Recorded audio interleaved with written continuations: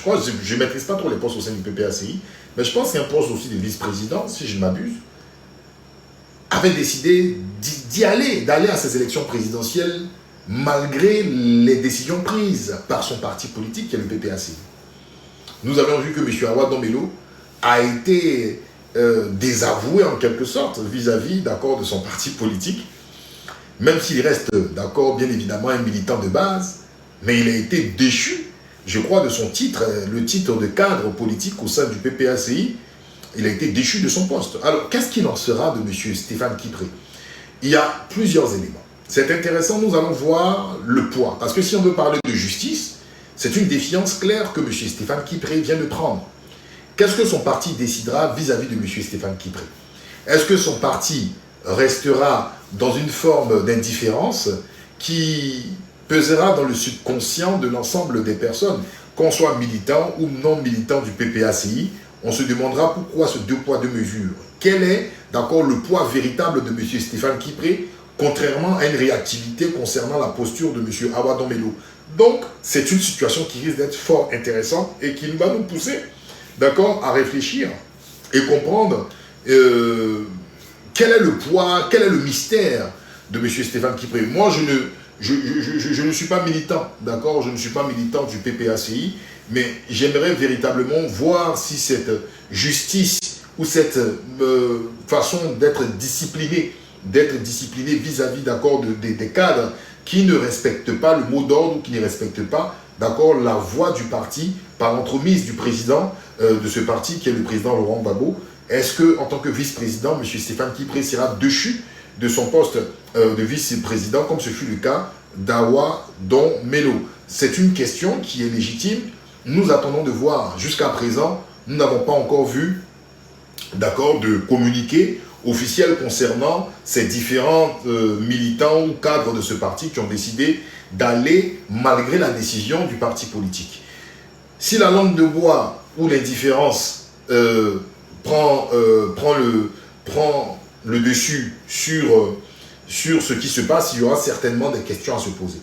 Et moi, je le dis tout nettement au bureau politique du PPACI. Il faudra faire attention parce qu'un parti politique, c'est sa base. À partir du moment où la base grogne par rapport à une sorte de favoritisme vis-à-vis d'autres personnes, ça peut être très mal perçu. Ça peut même créer une forme de déception dans le subconscient du parti politique. Ça peut même aussi affaiblir le président du parti politique qui est le président Laurent Gbagbo. Parce que quand on dit qu'il y a un adage chez les militants du PPACI qui dit « Où Gbagbo va, je vais ». Donc, je ne vais pas dire que en fait, les gens sont abâtardis ou les gens sont idiots en suivant tout ce que le président Laurent Gbagbo dit. Mais c'est un peu la voix du chef. Et quand la voix du chef, elle est contestée, ou quand la voix du chef, elle est incomprise par la réaction de certains vice-présidents ou des cadres, ça risque de créer une sorte de frustration où on a l'impression qu'on a deux fils conducteurs, deux canaux de communication ou deux façons disproportionnées de prendre une orientation. Donc, moi, à titre personnel, si on a été assez sévère vis-à-vis de M. Awa Dombelo par rapport à ses présidentielles, pour un vice-président, c'est ce qui est intéressant, cher ami. Je viens de voir ton message. Mais si l'on veut être juste, l'on a dit, le parti a une voix. Le PPACI a une voix. C'est de ne pas participer à ces élections présidentielles. Ce qui a été fait pour le cas de M. Awa Dombelo. Parce que M. Awa Dombelo, moi je pense qu'il a fait fuiter, des éléments pour annoncer les couleurs. Ok, M. Awa Dombelo, on a vu automatiquement une réactivité du PPACI, communiqué sur communiqué. On ne va pas me dire que, comme il s'agit d'élections législatives, il faut passer la pommade, il faut être plus ou moins souple. Je ne le pense pas. Élection législative comme une élection présidentielle, à partir du moment où l'on conteste les conditions d'organisation, et le quatrième mandat, il est logique, que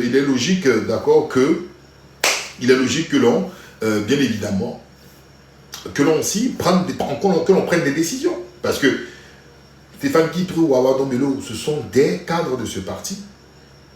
Ce sont des humains. Quand on veut être juste, pour le militant de base, il faut être juste jusqu'au bout. Donc, est-ce qu'il y aura un parapluie qui va protéger? Je vais demander à mes modérateurs d'accord, de ne même pas supprimer le commentaire en rouge avec la marque rouge. Parce que tout à l'heure aussi, je vais donner une citation de Machiavel qui est liée à ces élections. On va parler de la Côte d'Ivoire où on s'instruit, où on parle, où on respecte. D'accord? Ne le supprimez pas. Ici, on n'est pas dans la musaille. On essaie d'apprendre. On veut être amoureux du savoir. On ne veut pas manger dans la poubelle. D'accord? Laissez-le, s'il a le temps, en dehors de ses cours de théologie, je pense qu'il prendra l'effort de prendre un stylo ou un cahier et puis il va noter un peu ce que l'on dit ici. Alors, donc, j'étais en train de dire que, voilà. Voilà, donc c'est très important de comprendre et d'espérer, véritablement d'espérer, de faire le nécessaire pour que, donc, on va suivre cela de près. Qu'est-ce que, après ces différentes étapes-là, qu'est-ce qui va ressortir?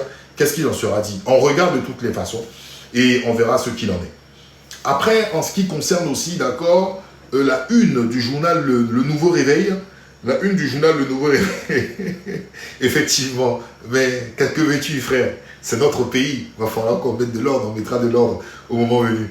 C'est important de regarder. Alors, Le Nouveau Réveil, comme ça, j'ai eu à lire, pas l'article en lui-même, d'accord, la une du Nouveau Réveil de ce jour, d'accord, qui est le numéro 6981, d'accord, du mardi 18 novembre 2025, en Côte d'Ivoire, disait « À un mois des législatives de décembre 2025, l'imprimerie nationale ne veut plus imprimer les listes électorales avec photo. » C'est-à-dire que l'imprimerie nationale en Côte d'Ivoire, dans le contexte de ces élections législatives, ne souhaite pas imprimer, d'accord, les affiches pour les différents candidats ou ceux qui postulent, d'accord, des affiches avec photo.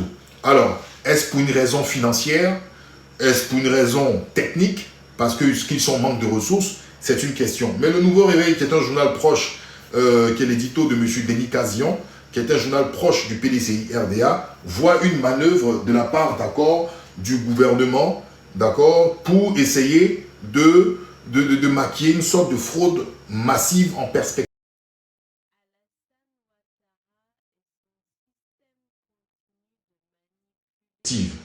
Le PDCI-RDA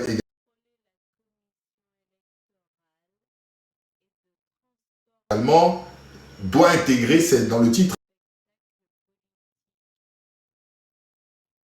Bon, vous allez sur Le Nouveau Réveil, vous allez voir, doit intégrer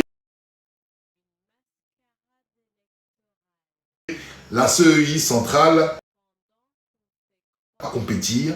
Ce n'est pas parce qu'on ne veut pas compétir. À partir du moment où les instances n'ont pas de marge de manœuvre, il sera difficile pour vous de vous accorder des garanties pour aller dans ce processus. Parce que ce qui va se passer, demain quand vous allez crier aux voleurs à la mascarade, qui viendra à votre secours? Est-ce le peuple de Côte d'Ivoire qui se forcine du 4e mandat dont vous décidez d'accompagner, qui viendra à votre secours? Est-ce la communauté internationale dont vous-même vous dites qu'ils sont en odeur de sainteté avec ce 4e mandat de Ouattara? Est-ce les anges qui descendront du ciel? Aucune condition, aucune garantie n'est mise à votre disposition. Vous dites que votre but, votre rôle, c'est d'obtenir une potentielle majorité au sein de cet hémicycle. Et vous savez que c'est chose impossible. À partir du moment où c'est une chose impossible, mesdames et messieurs, vous accompagnerez le RHDP. L'obtention, d'accord, des 89 sièges, si je comprends, pour l'instant, est mi-figue, mi-raisin. Parce que le problème, c'est que le PDCI-RDA, aujourd'hui, qui est dans une coalition, qui est le RID accompagnant sous certaines listes où il y a des communes, où il y a plusieurs communes, d'accord, où il y a plusieurs communes, certaines personnes d'ADCI, certaines personnes du Front Populaire Ivoirien et certaines personnes du PDCI-RDA, d'accord, est-ce que les garanties de victoire du PPACI qui vont compétir ne risquent pas, d'accord, de décourager dans les fiefs surtout FPI proche de Laurent Gbagbo, certains candidats qui feront partie de certains candidats électoraux indépendants jouera franc jeu dans ces élections. Il y a beaucoup de garanties, mais véritablement, est-ce que le taux de participation à ces législatives seront au-dessus de ce dont on a connu, d'accord, le 25 octobre? C'est plein de questions qu'il faut... Le 25 octobre, c'est plein de questions qu'il faudra se poser et aujourd'hui, nous sommes dans une forme d'incertitude réelle. Toute la certitude que l'on peut avoir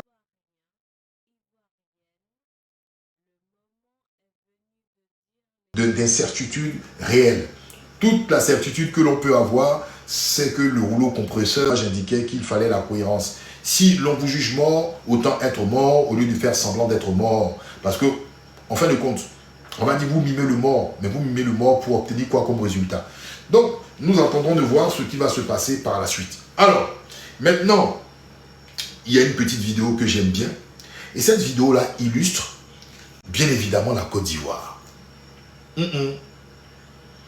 Cette vidéo-là illustre bien évidemment la Côte d'Ivoire. Et j'aimerais partager cette vidéo-là avec vous. On va écouter, prêter vraiment l'oreille. C'est un Européen, ce n'est pas un Ivoirien. Parce que l'on respecte plus facilement les Européens en Côte d'Ivoire. La peau blanche, parce qu'on pense que la peau blanche a plus de crédibilité à dire des choses. Alors, c'est une citation. Et nous allons nous inspirer de cette citation dans notre pays. Et on va donner des cas d'exemple, des cas d'école, bien évidemment. Et ces citations sont inspirées de Machiavel. Je vous ai dit qu'Alassane Dramane Ouattara, je suis sûr, s'il n'y a pas qu'Alassane Dramane Ouattara, la plupart des premiers politiciens en Afrique, quand ils sortaient des grandes écoles, ou même les généraux, on leur donnait un livre. Et c'est Le Prince de Machiavel.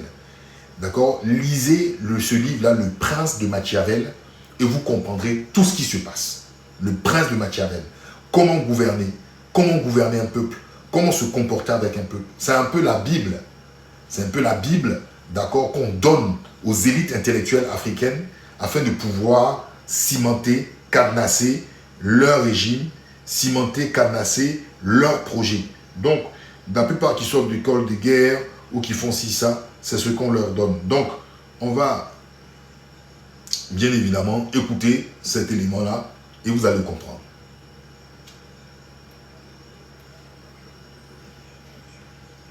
Un instant. Dit que les autres conspirent contre lui n'est pas noble. Machiavel nous dit qu'on ne peut pas jouer honnêtement dans un jeu où les autres trichent. La notion d'équité est une arme inventée par les faibles pour restreindre les forts. L'homme qui s'accroche au rêve... Alors, c'est très intéressant. Écoutez bien. Machiavel nous dit qu'on ne peut pas jouer honnêtement dans un jeu où les autres trichent. La notion d'équité... Machiavel dit qu'on ne peut pas jouer dans un jeu où les autres trichent. Machiavel dit qu'on ne peut pas jouer dans un jeu où les autres trichent. Et c'est l'un des problèmes en Côte d'Ivoire. Quand vous dites qu'il faut aller à des élections, moi la question, quelles sont les garanties pour y aller? Quelles sont les garanties? Est-ce qu'il y a tricherie? Y a-t-il pas tricherie? Quand on parle du taux aux élections, et on nous dit que le taux, d'accord, est au-delà de 50%, on n'a aucun élément pour pouvoir calculer. C'est-à-dire que la seule 50%, on avale. Regardez, dernièrement, et je pense qu'il y a quelques jours, c'était la semaine dernière, le Conseil national de sécurité. Vous lirez le communiqué du Conseil national de sécurité. Le Conseil national de sécurité, présidé par M. Alassane Dramane Ouattara, a dressé un bilan. Et le bilan, il était de 11 morts. Je me rappelle, j'étais sur le plateau télé. Et j'échangeais même avec Maître Kakou, Didier que je salue en passant, s'il suit la vidéo, qui est avocat, qui lui n'était pas sur le plateau, mais disait, regarde, écoute, le gouvernement a dit c'est 11 morts. J'ai dit, est-ce que tu es sûr que c'est 11 morts? Il a dit, mais toi, tu vas toujours essayer de créer la polémique où il n'y en a pas. J'ai dit, est-ce que tu es sûr qu'il y a 11 morts? Il me dit, mais bon, le Conseil national de sécurité a dit. J'ai échangé avec les gens, j'ai dit, mais est-ce que la parole du gouvernement est une parole des investigations, pour faire recouper des informations et peut-être avoir aussi avec ces différentes informations des certitudes? Personne n'a osé et voulu me répondre. Qu'est-ce que j'ai fait? Je dirais Providence est de monter du PPACI. Mais ce n'est pas que le communiqué du PPACI est une profession de foi. C'est un report, Nayo report attaque finale. C'est-à-dire que ils ont fait un rapport sur les attaques de Nayo. Je vais vous citer, d'accord, les 10 personnes. Ok? Les 10 personnes à Nayo, je vais citer leur nom, leurs identités. C'est des personnes qu'on arrive à déterminer. Et vous allez voir où je vais aller. Alors, dans la nuit du 25 au 26 octobre, le village de Nayo a été attaqué. Des individus non identifiés, assimilés à une milice RHDP, ont pris d'assaut le village, d'accord? Non, c'est 3 morts, autant pour moi. Oh, d'accord, 3 morts, 3 morts. Ont pris d'assaut le village. Le bilan humain est lourd, 3 morts. On a Ziri Guimont, Boméné Faras, d'accord? Et Ziri Guimont est chef de quartier, il a été abattu. Boméné Faras, militant PPACI et neveu du chef du village, qui a été cramé, voilà. Ziglé Micheline, habitante du village, décédée des suites de blessures. Donc ça fait 3 morts, autant pour moi. Parce qu'il y a eu 7 blessés, graves, d'accord. Mais il y a